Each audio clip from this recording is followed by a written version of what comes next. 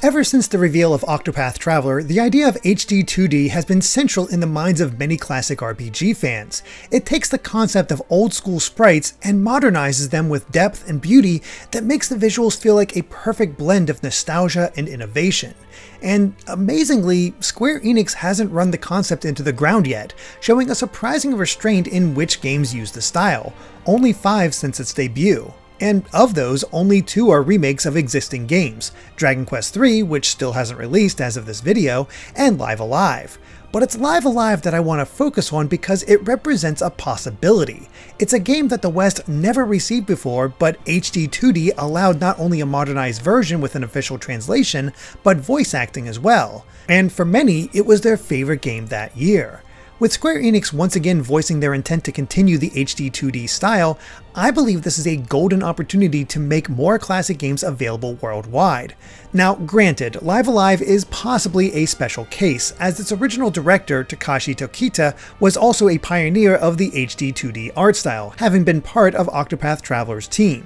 But for now, let's forget about that and instead highlight 6 games specifically from Square's back catalog that deserve a new audience. First up is Alcahest, a 1993 action game with slight RPG elements developed by HAL with quite the pedigree behind it. Not only did Satoru Iwata serve as producer, but its soundtrack was crafted by Jun Ichikawa, the longtime composer of the Kirby series. Now that's a solid lineup, but it's helped by the fact that the game itself is great. Players take the role of Alan, who's tasked to go on a journey to stop the return of the demon lord Alcahest. Along the way, he's joined by a variety of allies who augment their strength to his while enhancing his magic sword with the 4 elements. Though simple in concept, the way Alcahest evolves and changes through the course of its runtime is its greatest strength. Exploration nets Alan power-ups that enhance his combat abilities and allow him to use the special powers of his various allies more often. None of them can be controlled directly and will instead automatically attack when he does. Otherwise, the game is relatively linear, with the player fighting through 8 stages filled with bosses and obstacles. Experience points are mainly used to earn extra lives, while a checkpoint system allows players to make continual progress. It's not a long or difficult game, but it is fun for what it tries to accomplish. Import critics praised its music, visuals, level design, and its blend of action and adventure. However, many have found its short length disappointing, as well as the general mundanity of the puzzles. A remake could perhaps extend its length and expand upon the systems in place. But even if none of that was done, the chance for a worldwide audience to try another game from the Kirby team would be a treat, especially something so different.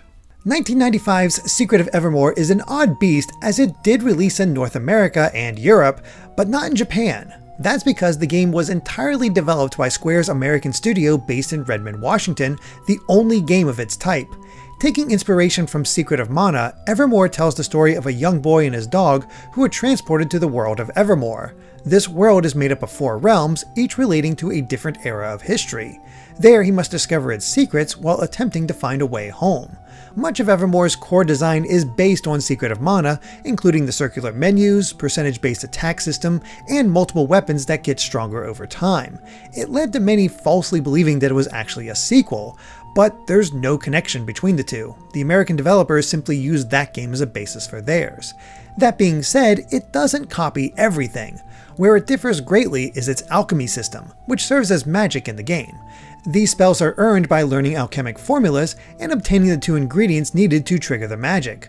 There's no MP in the game, as the amount that magic can be casted is determined by the amount of needed materials the player has. The second big difference is the dog, which can be controlled at any time to explore and fight.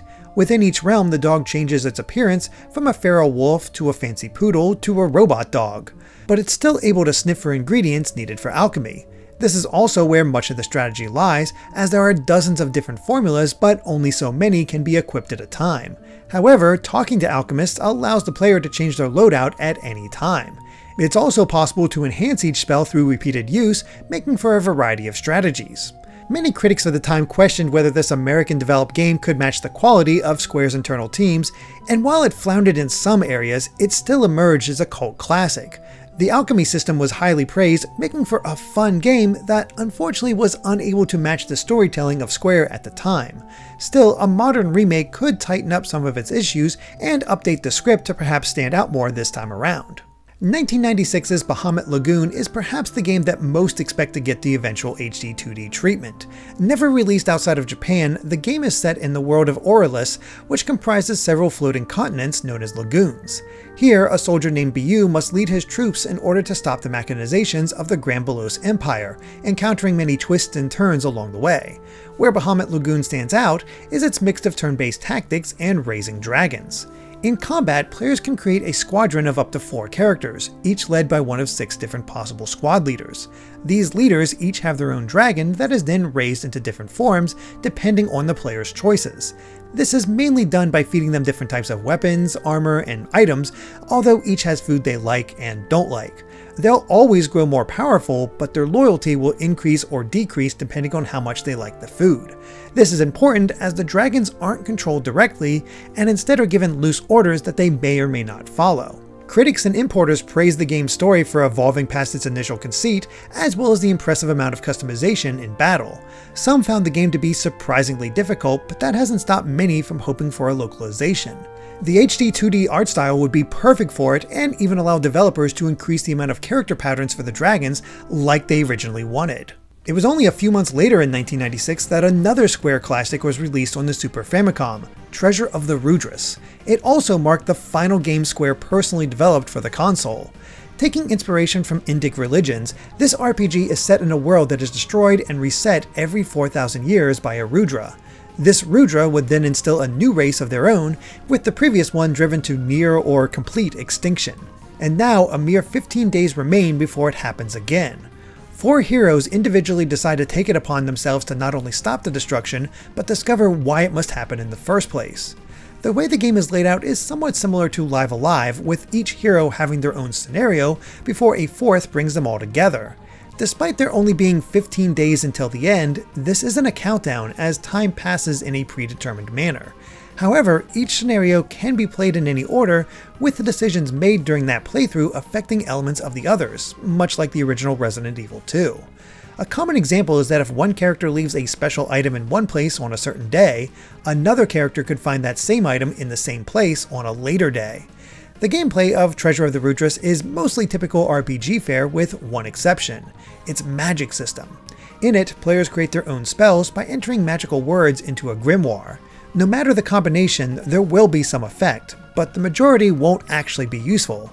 The more useful words can be found through exploration, as the game does offer some guidance on the kind of spells to use. A complete spell consists of a prefix, the elemental core, and a suffix with 8 different elements available along with healing. But this is also where the game gets tricky to localize, as it was heavily reliant on katakana, and the English words that do appear were used to sidetrack the common magic entirely. That said, a fan translation was created, so it's not impossible, just a lot of work. With so much imagination and the unique setting, Treasure of the Rudras has a ton of potential. Critics have noticed a lack of polish in some areas, but a remake is sure to iron out those issues. And while Treasure of the Rudras was the last game Square personally developed for the Super Famicom, that wasn't exactly their last game for the system. That would be Treasure Hunter G, released in May of 1996. Developed by Sting Entertainment, who would go on to make the Evolution RPGs on Dreamcast and Dokapon Kingdom, Treasure Hunter G combines the exploration of a typical RPG with the combat of a tactics game. Where it stands out is its AP system.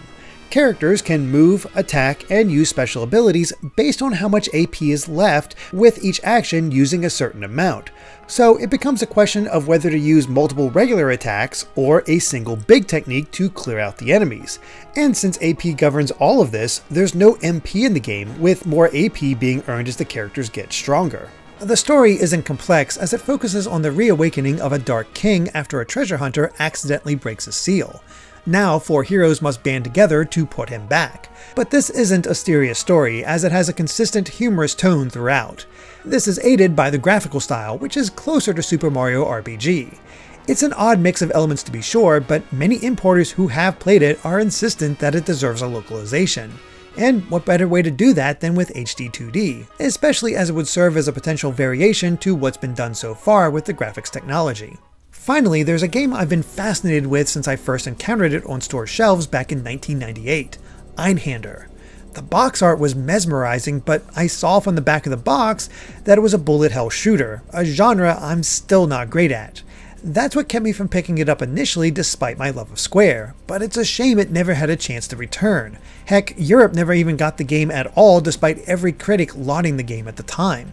What helps set Einheller apart is the ship's manipulator arm, which allows players to grab gun pods dropped by enemy units. These pods vary from cannons to missile launchers to swords and can be positioned either above or below the ship, making for more variety than one might expect from a 2D shooter.